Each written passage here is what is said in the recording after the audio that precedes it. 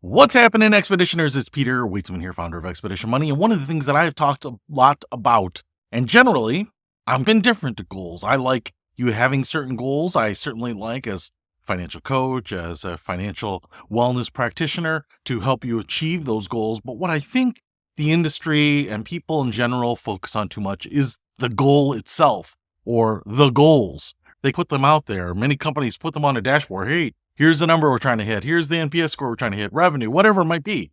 And the reality is that I think many times having a goal is counterproductive to actually achieving something fantastic. And so you don't have to just take my word for it. I actually brought in the words of a few experts here, people who are at the top of their game, the people who probably have no peers, to be really honest. So I wanted to make 3 points and then let you hear from these people respectively. Goals, to me, can actually be detrimental. And sometimes I think about this in the financial terms of, hey, what's your goal? Sometimes people say, hey, I want to save $1 million and retire by the time I'm 25. Okay, we can take a look at that goal and see if we can come up with a plan.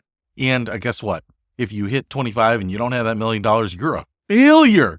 You missed your goal. You didn't hit your goal. You are a failure based on your own expectations. And so goals can be very detrimental. And a lot of people never hit those goals. Maybe they have that goal. They get a long way there. What if a 24-year-old had $999,000, but couldn't come up with that last $1,000 to make them a millionaire? Are they a failure?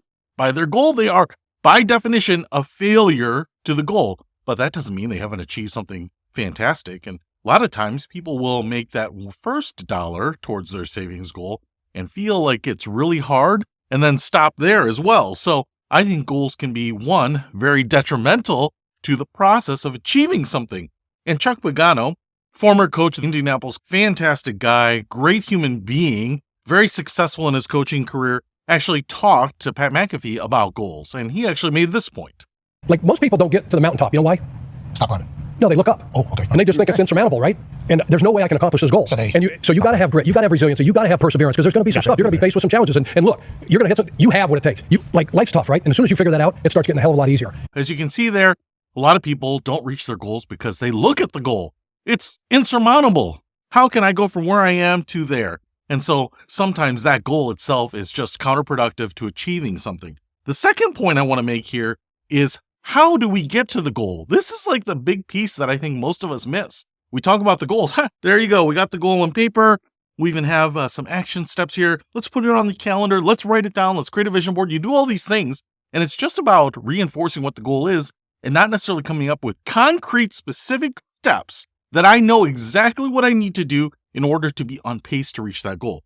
And the problem is here that we don't focus on the process. We don't focus on the habits that create progress towards that goal. And what we have are these goals that are here, and we think, I have 100 days between now and then. If I don't make 1% of that progress today, I'm off schedule. In many cases, you make 0%, 0%, 0%, and then 1%, and then 1%, and then 2%, and 5%, and so on. A lot of times you get the power of compounding as you're working towards these things. And to me, trying to figure out what a linear path is to that goal is often counterproductive. In fact, in many cases, we know that sometimes there will be slumps. Sometimes you will backtrack. Sometimes you'll take 2 steps forward, 1 step back.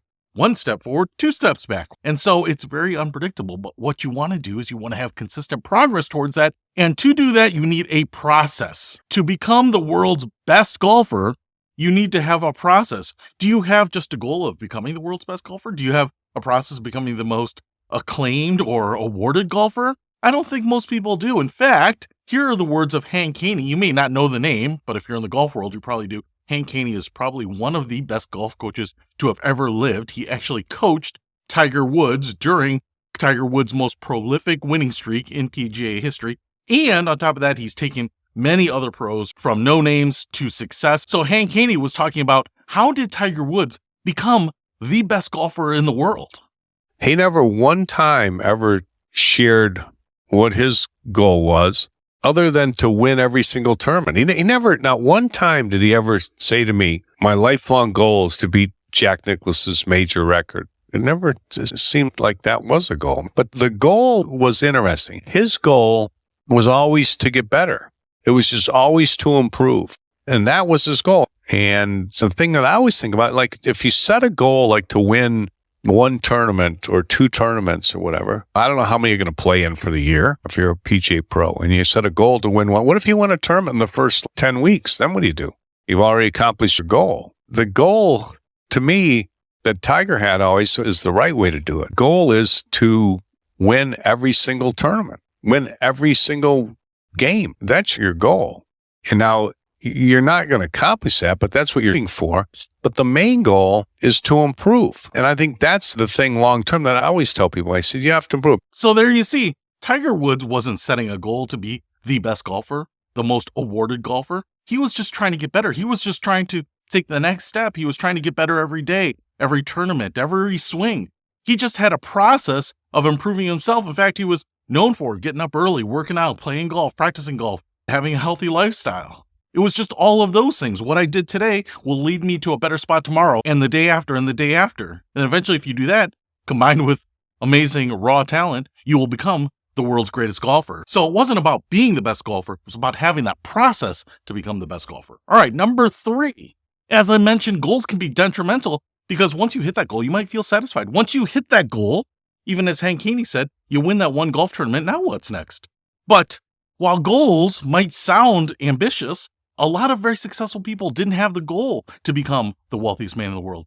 Elon Musk, I don't think, wanted to become the wealthiest person in the world. People who give TED Talks, I don't think ever sat down and said, my goal is to produce a TED Talk, so I want to go into this field so that I get some notoriety so that I can give a TED Talk. They wanted to be the best people in their field, and that allowed them to go and give a TED Talk. How do you get to a place where maybe you have great big competition that will never be unseated as far as you can tell? How do you get into a place where maybe you're rivaling them in a short period of time? Bob Parsons, founder of GoDaddy, so multi-billionaire, has also founded a couple other companies, and probably one of the most interesting is his golf company, PXG. When 6 or 7 years ago, when he founded it, was seen as a joke, and people thought that it would be gone in short order. And now it's considered one of the most premier, and for a while, the most expensive golf clubs ever made. And so PXG is definitely in the conversation with all of the other big brands. So how did Bob Parsons take a startup and in a few years make it a leader in his industry? Did he have those lofty goals set? Did he say, I want to go out and topple the titans, unseat the big players in this industry? Is that what he said to mark an almost impossible goal out there? Here's what he said. When I wrote the first article about PXG when it first launched, and the comment section was just filled with people saying this guy's going to be around for, 6 days to 6 months, right? All these years later, you're still here and thriving, but now thriving to a point where a thought starts to cross a mind where now you're a serious player. When we see the polls that we do and surveys we do with our readers, and you're starting to rank with the, top 5 companies in the world, in your mind, do you see this as an opportunity for you to actually be the number 1 golf company in the world at some point? Kind of crossed the back of my mind, Adam. Do you think it's realistic, though? Do you think that if you continue on the path that you're down and sticking to the things that you do that are disrupting the industry, do you think realistically you end up there? I think so. When I started GoDaddy, we were told that there's no room for another player in that market. Now, GoDaddy has a 76% market share. When I started my first business, Parsons Technology, same thing. Did it here in Arizona with motorcycles. We have 6 big motorcycle dealerships. And one step at a time, one day at a time. And, that's how we run things. Now, the one thing I will tell you is, I think we have a really good shot of doing that. And we don't have goals at the company. We just don't use them. I think they're counterproductive. And the reason is we focus on one thing. We focus on getting better every day. Our products getting better, our way of selling and making and everything that we do getting better. And you do that over time, sales take care of itself. So what you can see here is Bob says he doesn't even have goals. It's about getting better. It's about making better products. It's about increasing quality. It's about leveling up every day. And when you do that, eventually you find yourself in the conversation of the people who have been in the industry for the longest periods of time, 50, 60, 70 years, the companies that dominate in that space. All of a sudden, you are nipping at their heels. It's not just the nebulous or the abstract, hey, you can become better, you can become competitive in this industry. You might own your industry. You might be one of the premier brands in your industry by not saying that you want to be one of the premier brands. You might own all of the market share by just focusing on the process of getting better, owning those habits, making it regular, and just continuing to prove over time. And sometimes the goal you set is irrelevant because it might be easy to break through that goal. You might say you want $10,000 in savings, but you put the right process in place, and $100,000 later, you're saying, geez, I was limiting myself with that smaller goal.